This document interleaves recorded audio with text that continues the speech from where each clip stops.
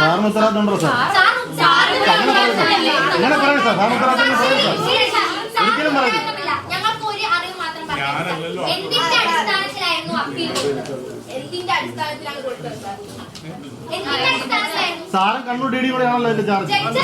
അല്ലെന്ന് പറയരുത്. നന്ദുഷ വിശദാംശങ്ങൾ നൽകും. നന്ദുഷ, ഇപ്പോൾ ഈ കുട്ടികളുടെ ചോദ്യമുനയിൽ ഉപവിദ്യാഭ്യാസ ഉപഡയറക്ടർ ഇരിക്കുന്ന നമ്മൾ ദൃശ്യങ്ങളിൽ കാണാം. അവിടെ ആ കലോത്സവവുമായി ബന്ധപ്പെട്ട് എന്ത് അഴിമതി നടന്നു എന്നാണ് ഈ വിദ്യാർത്ഥികളും രക്ഷിതാക്കളും പരാതിപ്പെടുന്നത്. ഈ ഉപരോധ സമരം ഇപ്പോഴും അങ്ങനെ തന്നെ തുടരുന്നുണ്ടോ അവിടെ? തിരുവനന്തപുരം ജില്ലാ കലോത്സവത്തിൽ ഏറ്റവും നല്ല പ്രകടനം കാഴ്ചവെക്കുന്ന വിദ്യാലയങ്ങളിൽ ഒന്നാണ് ഗവൺമെന്റ് HSS പട്ടം. പെൺകുട്ടികൾക്ക് വേണ്ടി മാത്രമുള്ള ഒരു സ്കൂളാണിത്.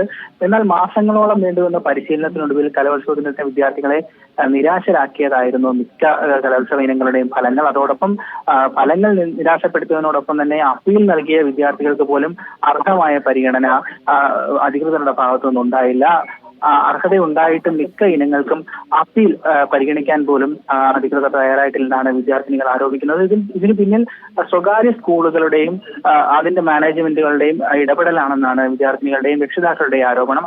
വലിയ തോതിൽ ഈ വിഷയത്തിൽ അഴിമതി നടന്നിട്ടുണ്ടെന്നും വിദ്യാർത്ഥിനികൾ ചൂണ്ടിക്കാട്ടുന്നു. അതോടൊപ്പം തിരുവനന്തപുരം ജില്ലാ വിദ്യാഭ്യാസ ഉപഡയറക്ടറുടെ വിശദീകരണം എന്തെന്നാൽ കണ്ണൂർ DDയുടെ മേൽനോട്ടത്തിലായിരുന്നു അപ്പീലുകൾ പരിഗണിച്ചത്. അതിനാൽ ഈ ഓഫീസുമായി ബന്ധപ്പെട്ടോ ഈ സ്ഥാനവുമായി ബന്ധപ്പെട്ടോ യാതൊരു തരത്തിലും അപ്പീലിൽ തിരിമറി നടന്നിട്ടില്ലെന്നും ഒക്കെയാണ് അദ്ദേഹത്തിന്റെ വിശദീകരണം. എന്നാൽ ഓഫീസ് വിട്ടുപോകാൻ ഇപ്പോഴും വിദ്യാർത്ഥിനികളും രക്ഷിതാക്കളും തയ്യാറായിട്ടില്ല.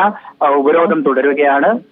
കൃത്യമായ രീതിയിൽ അനുകൂലമായ ഒരു തീരുമാനമുണ്ടാകും വരെ ഉപരോധവും പ്രതിഷേധവുമായി മുന്നോട്ട് പോകാൻ തന്നെയാണ് വിദ്യാർത്ഥിനികളുടെയും രക്ഷിതാക്കളുടെയും തീരുമാനം.